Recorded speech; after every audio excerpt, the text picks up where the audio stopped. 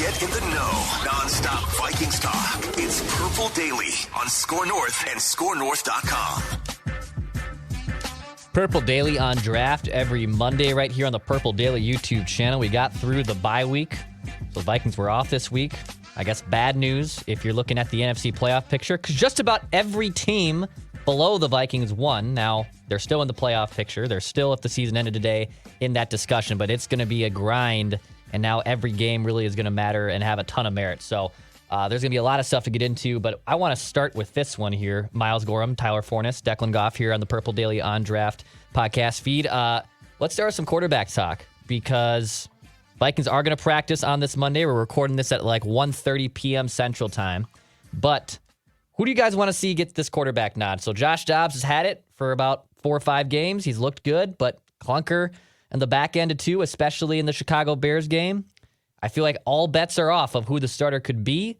So who do you want to see the Vikings start? Miles, I'm going to start with you. Who do you want to see the Vikings start against the Raiders when they come out of this bye on Sunday? It's Dobbs for me. I just think they want to win. The playoffs are still hopeful. I think the way the standings have shaken out, they still have every opportunity to make the playoffs. And I think Dobbs gives them the best chance to do that.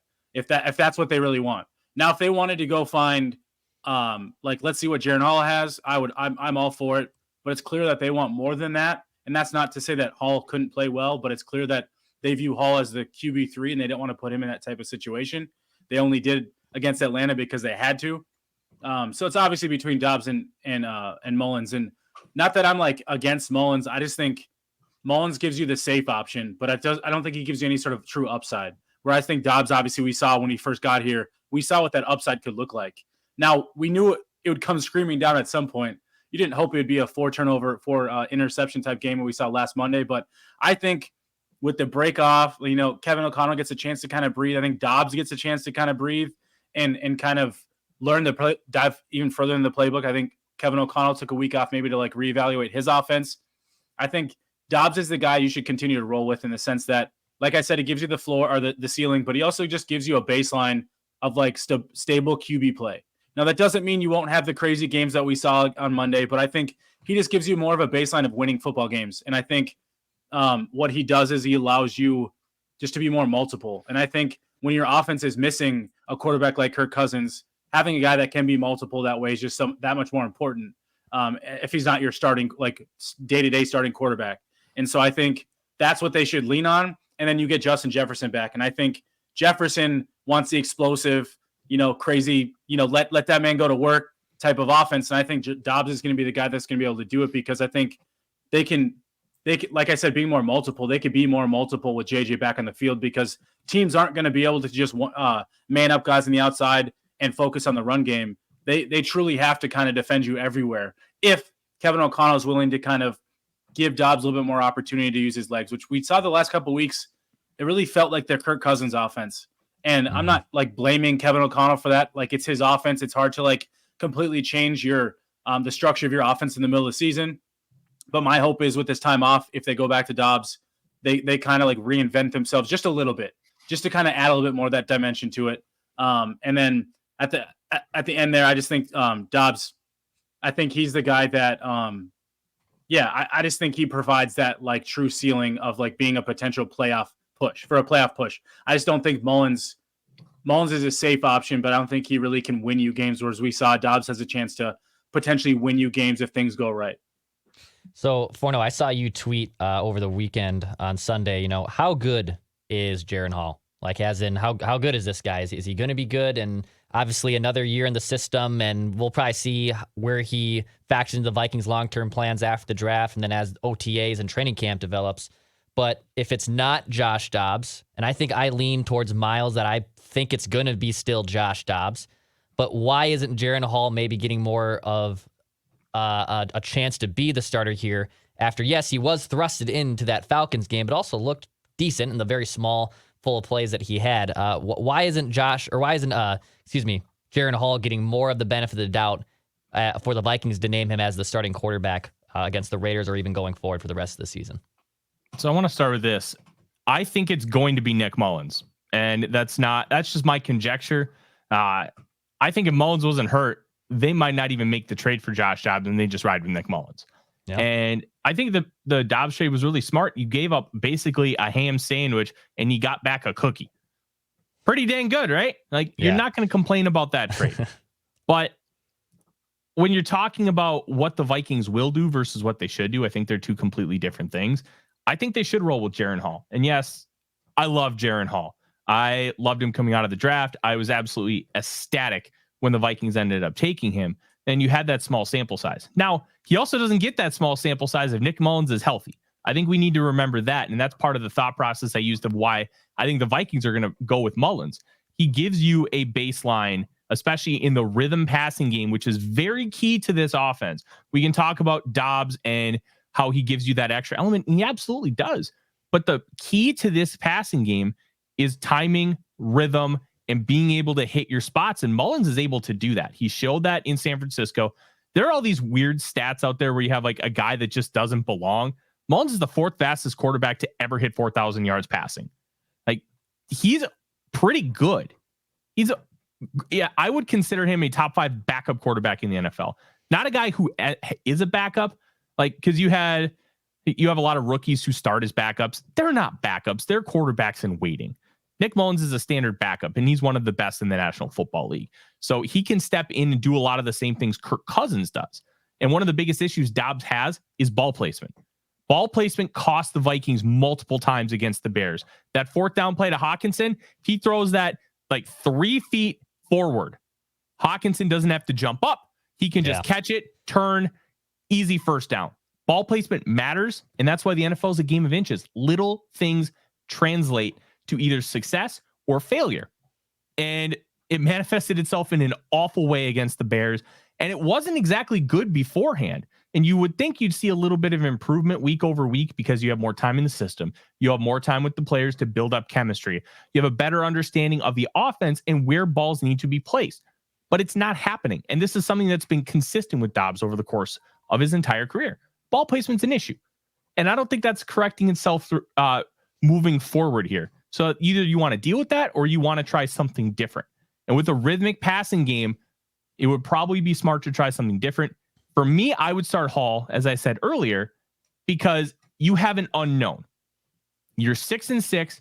You have a top defense now.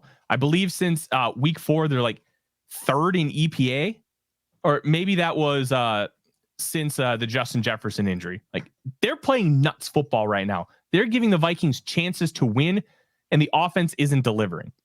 The good part about going with Hall is you have an upside that you just don't understand. Dobbs, you understand what the upside is. There is a ceiling, and you understand where that's at. Same with Nick Mullens. Jaren Hall is an unknown. And I consider all these quarterbacks to be in the similar bucket.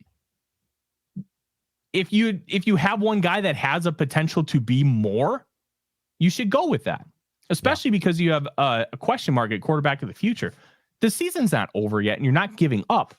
But the little bit you saw from Hall against a good Falcons defense, who held the Jets to basically nothing on Sunday. Yeah, that doesn't mean a ton, but they are 6-6, and that defense has played well throughout the course of the year.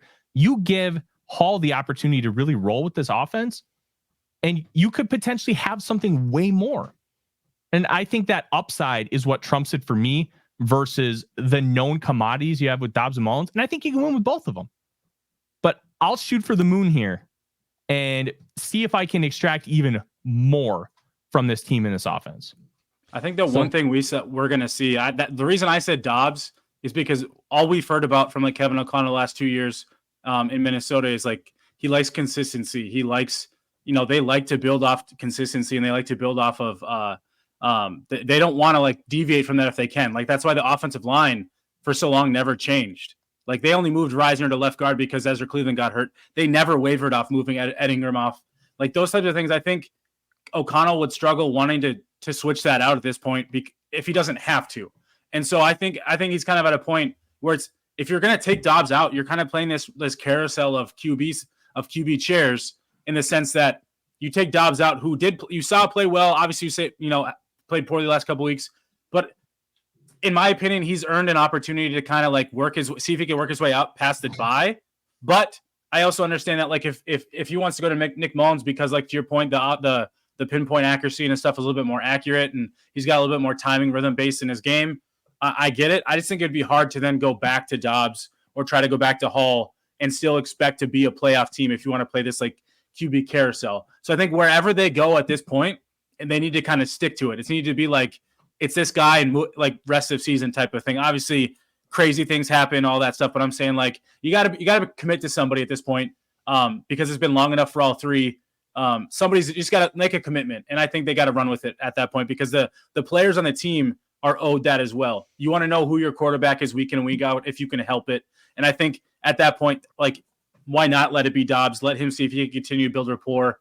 And I also wonder what Justin Jefferson's opinion is of this, if it matters. Like, and I would assume it matters, but he's been out, so I'd just be curious kind of what his thoughts are on it too. I guess my biggest question is, before we move on, Declan, why has Dobbs earned anything right now? So I asked this question because the last 2 weeks have been bad. And there have been flashes of good, but overall they've been bad. And then you throw in the second half against the Saints. It was a mixed bag. But the second team started getting film on what Dobbs was doing with the Vikings. They adjusted, and the Vikings have not been able to do so in counter. So, and I think that's a Kevin O'Connell problem. I'm not saying Dobbs doesn't have to play better. I'm saying Kevin O'Connell needs to adjust how his play calling. On Monday night, we saw Josh Dobbs drop back 40 times like he's Kirk Cousins, play from the pocket. And I'm not saying you can't have that a lot in your game, because that's Kevin O'Connell's style, but he knows Dobbs isn't that type of player. So I think there's got to be a benefit. Like, you got to, like, Kevin O'Connell's not absolved from the issues here with Dobbs. Dobbs needs to play better, point blank, period. But I think Kevin O'Connell needs to be willing to adjust to some of his skill set and what he does best if they want to move forward with him. And that's why I say he earns some more leeway just for those first few games to be able to come in and do what he's did. I mean, look at the ticket sale. Like, I know we last episode we talked ticket sales with like all that stuff out, so I'm not going to check it on that path too much. But I think there is a little bit of like this like Dobbs mania that's been going on, and I think it's like benefited Minneapolis. It's got the team excited, it's got fans excited, and I know it's kind of come crumbling down, but I think we saw what it could be if they could kind of get things right again. But even with the ticket sales, the Vikings sell out every single game before. I know that's why I pulled that one back. So I'll take that one back. My biggest thing when I watch Dobbs on the All-22 and I watch what this offense is, like, there's a difference between play calling and execution. And so many people want to go after the play calling, be like, oh, Kevin O'Connell's a bad play caller. I've even seen people in my mentions saying we should fire Kevin O'Connell. I'm not saying that either, by the way. I'm not saying you are. I'm just kind of talking in a vacuum here. Mm-hmm. So when I watch it, I see opportunities on the field to make plays. I see opportunities where things are open, and Dobbs just needs to be a good quarterback. And he's not doing those things. He's not doing the simple things. He's not reading his progressions well enough. And at this point, because I saw flashes against the Falcons of even going through full progressions. I saw great stuff against the Saints. But then the last 2 weeks, and the Bears don't have a good pass defense. They have a great rush defense. So you should be able to exploit some things. He's not exploiting those things, and he's not seeing things very well, and he's not being able to throw the ball with consistency. And to me, those things are the worrisome thing, because as my microphone decides to dip once again, because this mic stand, I'm going to have to yell at my producer on the Real Forno Show, Dave, because he bought this thing for me. But it's some of those little things. You have to be able to execute, and you have to be able to do it properly. And right now, Dobbs isn't. And I'm not saying he can't, but I can't also say that he's earned any sort of opportunity, because the last 2 weeks, his lack of execution is the reason that the Vikings have lost these games as a whole. So if you want to make a change, whereas you said you don't want to do this flippity floppity game, and I completely agree, you have a bye week. You have 2 weeks to make a proper change, adjustment, get everybody on board, get everybody focused and cohesive, and you don't have to be this flippity floppy team like the Cleveland Browns of the early 2000s when they were flipping with like Kelly Holcomb and Tim Couch. You can just they just started Joe Flacco yesterday too. So. That's off the street. That's a whole different disaster. Yeah. But it's not about the flippity. It's not the flippity floppity if you have time. And I really don't think at this point Dobbs has earned anything with any form of consistency because of how the last 10 quarters of football have been. Flippity floppy's never been in my vocabulary, but I got you. Like we're on the same page. I like it. So what quarterback do you think is best suited for Justin Jefferson's inevitable return here? So he's activated off IR. Obviously, he loses Kirk Cousins, so this is the first time he'll really be catching passes from a Minnesota Vikings QB that isn't Kirk. So what quarterback is probably best suited for JJ's game here? And look, JJ can make a lot of other bad quarterbacks look good, so it's not just one way here. It's two ways. But which quarterback on the roster, in your opinion, Miles, does give Justin Jefferson the best chance to basically be Justin Jefferson? I think that the hard part is coming in. Like, how are they going to treat JJ? Is he full go? Like, no, like training wheels are off. Like he's not holding back. And I would assume he's the type of player that he's not coming back if he isn't doing that. But like, my question to the offense is like, do we go back to this? It's JJ and then everybody else offense, or has Addison and Hawkinson and those guys kind of played their way into kind of letting it be more of a, not an even split, because that's never going to happen with Justin Jefferson. It should always be JJ, like 70, 20, 10 type of scenario, whatever we want to do the breakdown. But I guess it would depend on that for me. But I still believe, like, I think Mullens in a timing based offense, yes, I agree. I think it's Mullens from that perspective. If they want to be a little bit more dynamic, I think, and a little bit more different, and kind of put the ball downfield a little bit more, maybe do a little bit more like with JJ, how they move JJ all over. I still think Dobbs has a chance to kind of, because he has his escapability and his ability to like read the defenses when he escapes the pocket. I think he's the best quarterback on roster when he escapes the pocket for obvious reasons. But I think he still has a chance to like look downfield because he's got Jefferson in those types of situations when plays break down. So I'm still going to lean Dobbs, but to that reason, I wouldn't be surprised if it was Mullens because of the timing-based offense, because he gets the ball out in rhythm. But I think the one thing you mentioned, Declan, too, is JJ makes quarterbacks right. So a throw could be slightly off, a little bit of not quite pinpoint accurate, but he still makes the quarterbacks right by catching the ball in any crazy sort of way. And I think that in itself could lend to also it still being Dobbs, because JJ makes guys right in a lot of cases. What about you, Forno? Is Mullens the guy that's probably the safest bet here? Is it Josh Dobbs with the athletic ability, and we can see, a scrambling quarterback kind of move around and find Justin Jefferson? Which quarterback do you think kind of suits JJ's skill set the best? It's probably Mullens at this point, because it could be Hall. I don't think it's Dobbs. And JJ can do those things. He can make a quarterback much better. That doesn't mean he will, or you want to put him in those situations. And it's something that I've learned over time with contested catches. If you have the ability to be a great receiver in contested catches, that's awesome. But why are you in contested catch situations? What is the context of you getting those contested catches and you not getting those contested catches? There's a reason behind everything. And some guys, like N'Keal Harry, was considered a great contested catch receiver coming out. Well, that was because he couldn't separate, and that manifested itself in a very poor way in the NFL, and that's why he just landed back on the Vikings practice squad today instead of getting a second contract coming out of Arizona State. Like, the context here matters. And I would prefer a guy, considering the situation that we're in, who's going to be able to deliver more of an accurate football consistently. And that's why I think the Vikings are going to kind of be in the same realm, where they're going to see, hey, Mullens is going to be able to throw that pinpoint football. So let's make sure we get the ball on Jefferson with timing, with efficiency, with good placement, and then we can let Jefferson do his thing.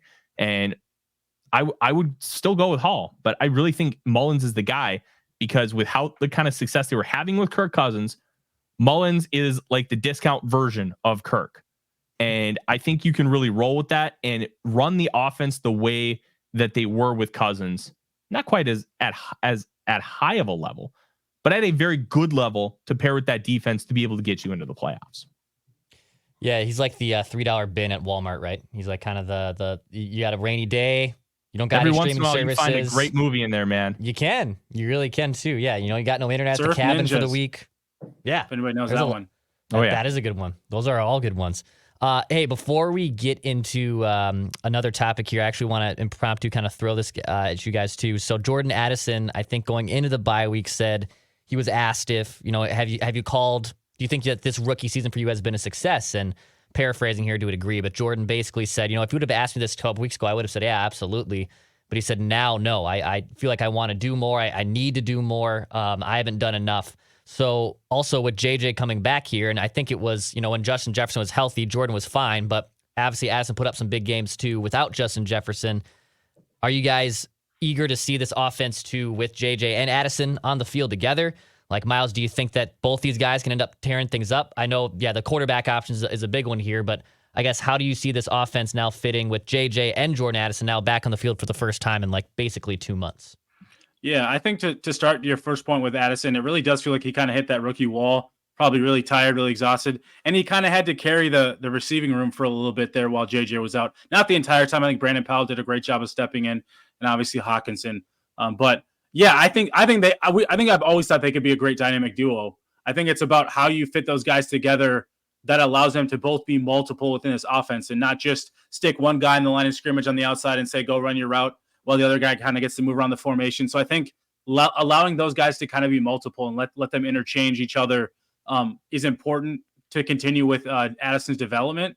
But I just think with all the attention going to JJ this time, with Addison kind of being the number one guy on the outside, has allowed him to kind of learn to be better running his routes, getting off the line of scrimmage. And I think that's just going to help him see more one-on-one opportunities against defenses who are going to be solely focused on JJ. And I think he's gotten better to the point where you trust him to win those opportunities more frequently than he might have earlier in the season, because we saw some of those struggles. I think he's kind of learned to move past them. And I think with JJ back, it takes a lot of that pressure off him too. Maybe he felt like he had to be the guy to kind of to build up this offense, especially when Kirk got hurt.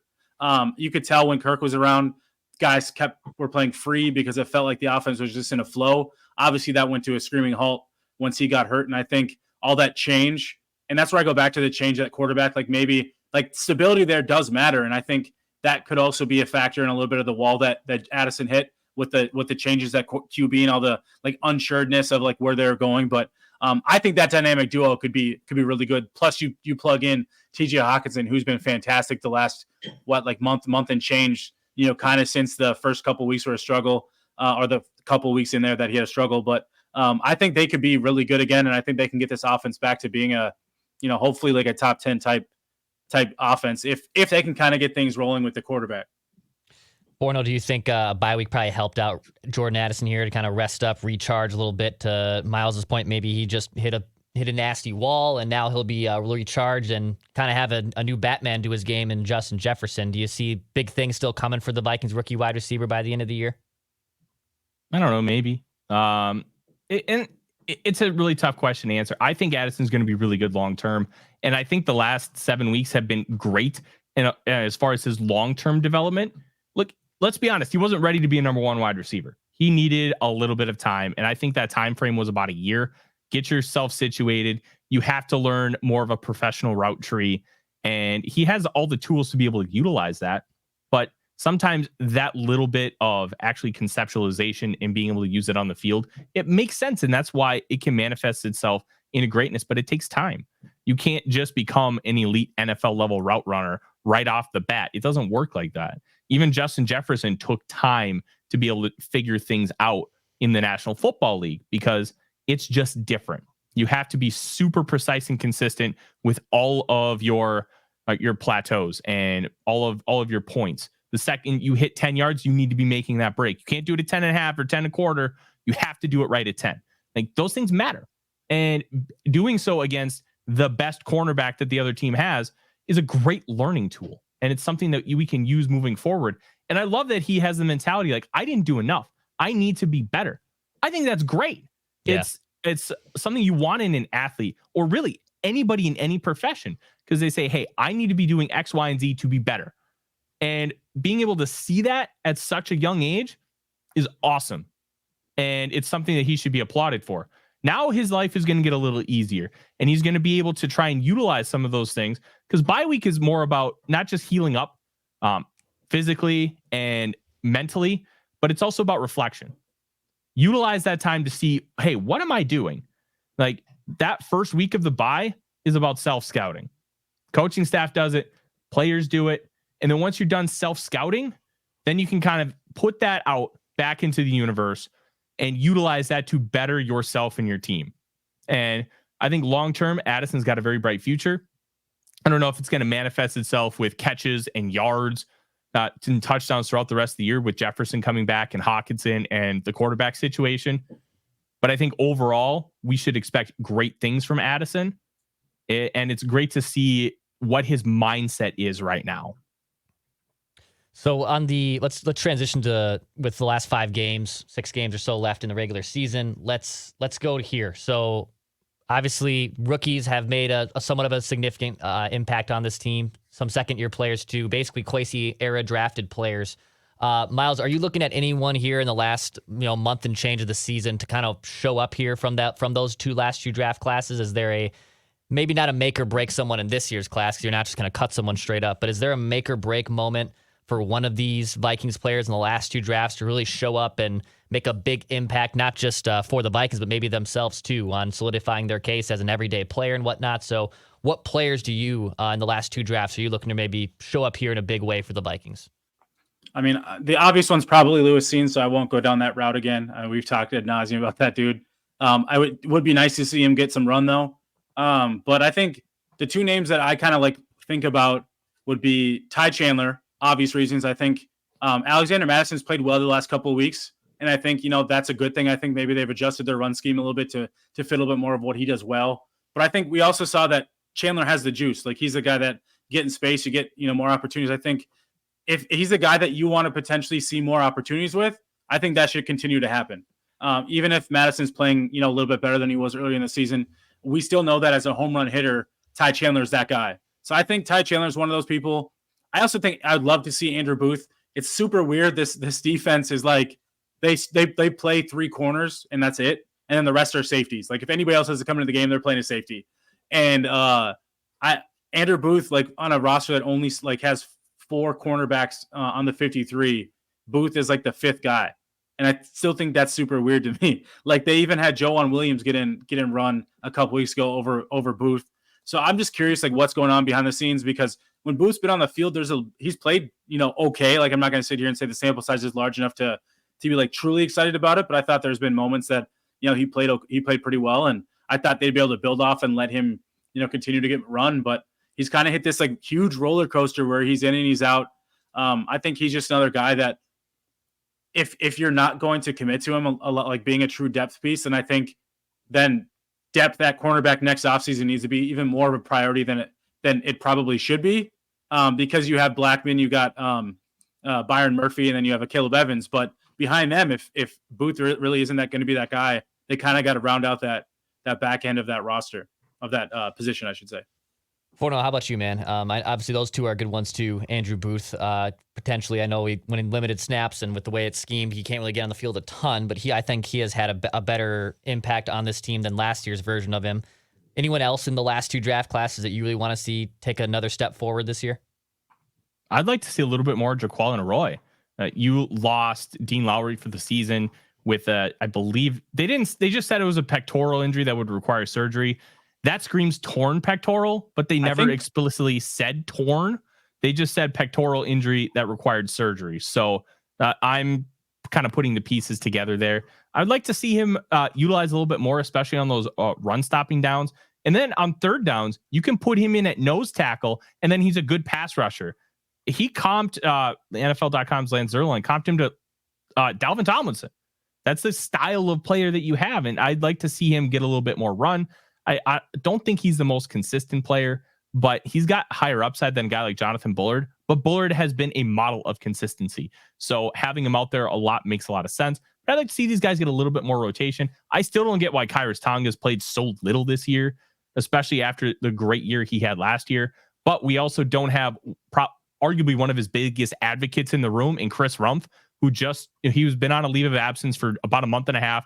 He just took the Clemson defensive line position this morning. The university announced. Just saw that. Super. So weird. he's back in the college game, and I'm wondering if after his 4th season in the NFL, he's just like, you know what, I'd rather be in college, dealing with college kids, and you know what, that's cool, good for him. If that's the path he wants, that's fine. But it's a loss for the Vikings, and Rumph was in Chicago when they brought Khyiris Tonga in initially, so that's probably the genesis of why the Vikings grabbed him early on in 2022. And you can probably link some of that. Also, Ed Ingram, keep making strides. He's played better this season. What he isn't is extremely consistent. And I think that's just going to be a part of his game long term. It's because of how he plays. He is a power puncher. You look at some of those heavyweight fighters and they just throw an absolute cannon right hook, but then they leave them susceptible to an uppercut or a body shot. And he does that too much. And he needs to just clean that up. And what he does is he'll just lunge too much when he makes some of those punches, and then he can get beat. If he can throw those punches without lunging as much and really be able to hold his ground, then I think you're going to really see some growth. He's only allowed 34 pressures this season. Last year, he allowed 58. So, sorry, 35. That's less than 3 a game. It's a significant improvement from last season. And we also have to remember, not all pressures are the same. Some of it has to do with the fact that, hey, it's Kirk Cousins. Cousins will hold on to the ball a long time. Some of it because of his own attrition. Some of it because these route concepts are longer developing. And that's why you can kind of cross-reference it with something like pass rush win rate, where if you hold your ground for 2.5 seconds, then you win the rep. And I think Ingram is playing well. He's playing at worst average. Average is great for what we have right now, how our salary cap is going to project forward. So I'd like to see a little bit more from him, but he's had a lot of flashes of really, really good play. Yeah, he's definitely improved after what was a disastrous rookie season for him. And I would like to see him take this next step here. Obviously, like Dalton Reisner's fine. Can they get better production from someone else in the draft or free agency next year? They could if they wanted to. But in general, if you get Ed Ingram, I think, locked into the right spot or kind of take a big step forward, the rest of this line could look really dang good. You guys were reviewing, or at least I know Forno was, you were looking at some wide receivers in the draft this year. And, you might look at the Vikings and see Justin Jefferson, Jordan Addison, and you could say, hey, you're set at wide receiver there. But there is a drop-off. And maybe, more importantly, there's a lack of a really vertical threat. Like JJ's great. Addison is a tactitional master, I think is what we called him off the mic. But they are missing that downfield vertical threat to this game. And this wide receiver class is supposed to be pretty deep. So Forno, you could even say you could maybe find someone like day 2 or 3 on the draft next year. If they don't go wide receiver with their first pick, which I don't think they will, but if they found one in rounds 2, 3, 4, 5, what players could they be on the lookout? What players are kind of catching your eye early on here as we look to the draft next season? So it's going to be interesting how the Vikings view this process versus what I think they should do. And I think they should get a guy who can stretch you vertically down the field. The thing is, I don't think they're going to draft a guy who's a one-trick pony. They're going to draft somebody who's much more of a well-rounded football player. And that has to do with the fact that this offense, that's why Addison was so intriguing, because you're doing a lot of option routes. You're doing a lot of breakers, and you do attack downfield, but it's not the genesis of what this offense is. The genesis of this offense is between 10 and 19 yards. That is the bread and butter. And honestly, that's how you win in today's NFL. But you still need somebody to be able to vertically stretch you out. And I think there's some interesting talent. I think that there's a real possibility that you could find a Stephon Diggs type player in this class because of how deep it is, that's taken on day 3, that fell for any number of reasons that shouldn't have based on talent alone. And they're able to come in and be a great player right away. Some of the guys I'm looking at, there's a wide range of talent between, let's say, mid-second round and round 5. I just watched Arizona's Jacob Cowing. He's 5'11", 175. That dude can ball. And I think his draft stock's going to be hurt because people watch his 23 tape. They used him as a screen merchant because Tetrora McMillan, who I think will be wide receiver 1 in 2025, became that alpha option. And they kind of just used Cowing in more of a slot role. So his yards per catch in 2021 at UTEP was 19.2. Last year it was 8. And that's because of just how they chose to use him with the rest of their personnel. I like Malachi Corley from Western Kentucky a lot. You're going to hear people comp players to Deebo Samuel. And I even saw somebody comp Romo Dunze to Deebo Samuel, which makes 0 sense on any level other than they both play wide receiver. But Malachi Corley has the frame, he has the size, and he has the play style. And when I do comps, I do play style comps because it's unfair to comp anybody to a great football player in the NFL because they're just setting themselves up for failure. What I can do is tell you, hey, they play similar to this dude, and that's the package and usage you'd like to see from him in the NFL. Malachi Corley is going to be used like Deebo Samuel. 5'11", 225, built like a Mack truck, and he can run in the 4.4s. You can do a lot with him. That at Western Kentucky air raid, they gave him the ball in short spaces. In 2022, 76% of his yards were all after the catch. So if you want that type of player, you have him. The 2 Texas wide receivers as I wrap up, really intriguing options. Xavier Worthy, he's built like Tank Dell, but he's 6 foot, not 5'8.5. And he has a drop issue, but I don't see that it being a major problem in the NFL, because I think you can work with him. You can drill it. You can work on the tracking. You can work on how he utilizes his hands. Like, he's not body catching this stuff and dropping them. It's hands. And I think that's fixable. Plus, he runs like a 4.35. And then Adonai Mitchell, transfer from Georgia, more of a big body deep threat. And I think he can do a lot of stuff in the intermediate levels of the field well. These guys aren't going to be first round picks, probably day 2, but testing could shoot them up the board. And with how deep this class is, you could find a gem in the 50s, like one of these guys, and be able to take this offense to a different level because you are attacking vertically down the field. Justin Jefferson can go deep. He is not a deep threat in the sense of some of the other top guys in the National Football League are deep threats. He's going to kill you in the intermediate levels and then take it upfield. And I want somebody who's great at attacking vertically. That's going to make Jefferson's job a heck of a lot easier. So, Miles, on the college football front, we got the college football playoff that was announced. The hot button issue, Florida State left out despite a undefeated season. Bama sneaks their way in after beating Georgia on Saturday. Your thoughts and I guess your gripes with maybe the college football playoff leaving out an undefeated Florida State team? Well, it's clear that they know that they're expanding to the 12 team playoff next year. So they were like, we'll take it on the chin this year and kind of do what we want to do. And that's make sure that there's an SEC team in the Final Four. And I think that is always going to be the case, like if they can help it. And obviously with how Alabama came on toward the end of the season and beating Georgia in the SEC championship, it made that decision easy for them, because if Georgia wins, obviously Georgia's a shoo-in because they're undefeated in the SEC. If Alabama wins, it's probably a little bit of a harder conversation. I also think they were hoping Florida State was going to lose once Jordan Travis got hurt. I really do. I think they were just hoping, hey, let's make this decision easy. You guys lose because you don't have your star quarterback, blah, blah, blah. Well, they didn't, and they won out. And, yeah, it might not have been as oppressive, but, like, they did what they're supposed to do, is win football games. And they're being punished because their star quarterback got hurt, but they still won football games. Yeah. So they're at a point where, like, they're at a point like Florida State is, like, or any team that's not in the SEC or maybe the Big Ten, like you could call it the Power 2, the Power 5, but like Florida State's in the ACC, so it's not like they're in some like lower level division conference. It's a hard conference to play in. They're playing Florida. They beat 2 SEC teams this year, or maybe 3. I know for sure 2. Yeah, 2, which is no slouch in itself. Like, I just don't get what else Florida State's supposed to do. They're just supposed to like hope that their quarterback doesn't get hurt. Otherwise, like, they're like, the coach's job is to win football games. The player's job is to win football games. And you win the ACC championship.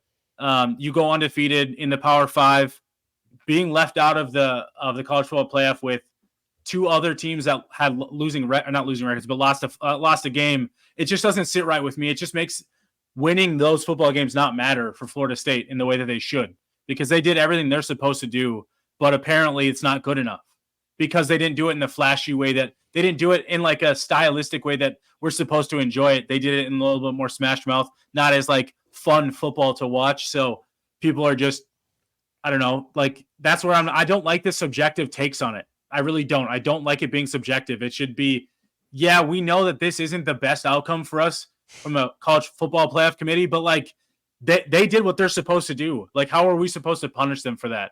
And that doesn't mean Alabama didn't do a good enough job to earn their opportunity, but their loss to Texas, like that's not Florida State's fault. Like, yeah. Florida State didn't lose them that game. Like they lost that game, and they played really. I almost swore, so apologies. All good. They played poorly early in the season, but because like they flipped, they did the reverse of what Florida State's doing, but theirs isn't injury related. So apparently, like, those early games don't really matter. Like, Alabama playing poorly but still winning early doesn't matter because they played well late, and so like, and it just shows you that the SEC always is king, and it's always going to be king. until proven otherwise. And so I'm just frustrated in the fact that, like, for Florida State and their fans, that, like, they couldn't have done anything different once Jordan Travis got hurt but win, and they did that, and they still are getting punished for it. So I'm just not a fan of that. All right, Forno, I know you're a big Florida guy, so you get to defend Florida State here. So don't make me do it. Unfortunately, the Florida State Seminoles aren't going to the college football playoff, and obviously Miles disagrees with it. A lot of people obviously disagree with it. What are your thoughts on Bama going instead of Florida State? It's crap. It's crap is what it is. And what's really difficult is it's actually written in the criteria for the committee that you need to take into effect who's going to be playing in these games. So not having Jordan Travis does matter. And what's tough is they played okay against Florida. And honestly, Florida outplayed them a good part of that game, but Florida's lack of discipline literally everywhere cost them. And Florida State was able to escape with the win. They started a true freshman third string quarterback, Brock Glenn. They beat a top 15 team by double digits in the ACC title game. Now, you have historical precedent about a backup quarterback, but it's a little different. 2014, JT Barrett snaps his leg. Cardale Jones has to come in and be that guy. Well, Cardale Jones whipped Wisconsin 59-0 in the Big Ten title game. And that was the top 20 team. Florida State didn't do that. This is where style points can matter. And should it? That's a whole different conversation. But you're not talking about a bunch of people like me who watch 16 hours of college football every single Saturday. You're talking about a bunch of athletic directors, a bunch of presidents who don't watch the sport with any form of regularity, like people like myself. So when you look at Florida State, they held Florida, who's got a pretty solid offense, even though they were starting a backup quarterback, and Louisville, who was 10-2 and absolutely exploded on some really good defenses, including torching Notre Dame. They held both of those teams. I think it was a net of negative 41 yards combined in the fourth quarter of their last two games. That defense was playoff caliber worthy. They still had weapons on the outside. And you know what? Rodemaker, their backup, would have been back because he almost was back after suffering a concussion on that cheap shot against Florida. So I don't even think that logic is fair. And then to say, hey, we're going to put in Liberty because you won all your games over SMU, but then you didn't do it before. It's this whole committee process is kind of a joke. And I understand that part of what they're thinking is, oh, Alabama's going to give you a more exciting game. But Alabama didn't deserve it. They didn't earn it. Texas should have been in over Bama because Texas beat Bama in Tuscaloosa by 10. That, like, you're telling these teams that the games don't matter. And they said SMU losing to TCU and Oklahoma, Power 5 opponents, when they're in the AAC. Oh, now that matters. You tried to play good teams and you lost them. Florida State scheduled 2 SEC teams and beat them. One neutral, one home. Sorry, one neutral, run road because it was at Florida. Texas hosted, or Alabama hosted Texas. And you're saying, hey, that doesn't matter. Oh, you only beat South Florida by 14 in what arguably the worst college football game of the year. You only beat Arkansas by 3. You had a miracle to beat your arch rival 6-6 Auburn. Like, this team did not play well most of the season. Jalen Milroe started to figure it out at the end, but overall, this is not a very good Bama team. They did not deserve to be in the playoff. They only got in because their name is Alabama. If you had, let's say, Arizona State, the exact same resume as Bama, they don't make it. It's because of the SEC. It's because of Alabama. And it's a bunch of crap. It really is. And Florida State fans should be mad as a college football fan. Like, the big thing with college football, Declan, the best teams usually don't make it. They don't. Because resume matters. How you actually play in the games matters. The fact that you win all your games is supposed to matter when you're in a Power 5 conference. They weren't in the Sun Belt. They weren't like Liberty and Conference USA, who's 13-0. They were in the ACC, which is arguably down, but it's not on its death door. Right. This decision, the ACC's gone within 5 years. It's done because the committee said winning your games does not matter. Their argument now will be that there's 12 teams moving forward. That's the only argument they'll be able to make now. Just wait until an 10-2 ACC second place doesn't make the playoff because the games don't matter. And it's a dangerous precedent. And it's like Florida State fans should be really, really upset. And now they get to go be annihilated by Georgia. And the other argument, nobody wants to see Florida State lose by 40. They said that about TCU last year, and TCU beat Michigan 45-42. Yeah, they lost by 58 to Georgia, but they won a game when nobody gave them any form of chance. And quite frankly, they dominated most of it.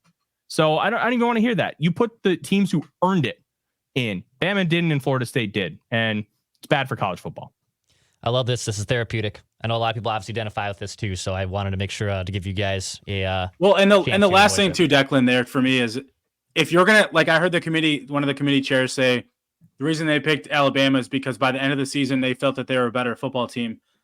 They felt that they were playing better. Blah blah blah. They need to do those rankings all like whenever they start their like official playoff rankings. When those start during the season, they need to weigh it that way. Then start weighing those decisions that way, not just because the team's undefeated. Wait, like stop talking out of both sides of your mouth. Like at least be consistent. Like be consistent with it. That's all we're asked for. And if that's the case, why is Michigan in? Because they're not playing like a top 4 team in the country. They haven't been for weeks. You could argue they haven't been all season. Right. Yeah, all good stuff, man. I'm excited to watch it, and I'm excited for it to go to 12, but I do feel horrible for Florida State fans who, went undefeated in a might be weaker, but still Power 5 conference and weren't able to go there. It stinks. Purple Daily on Draft, though, does not stink. Every Monday right here on the Purple Daily YouTube channel and podcast feed. You can hit the subscribe button for daily Vikings entertainment. We had a great episode with Alex Boone. Jeremiah Searles joined us randomly and unpromptly on the episode, too, so you can check that out. Plus, Before I Die with Jesse Pierce, Ross Brendel, Judd Zolgat, that also dropping on Monday afternoon. So we're back. Bye week is over, and now pedal to the ground, pedal to the metal the rest of the way. Hit that subscribe button for Daily Minnesota Sports and Vikings entertainment.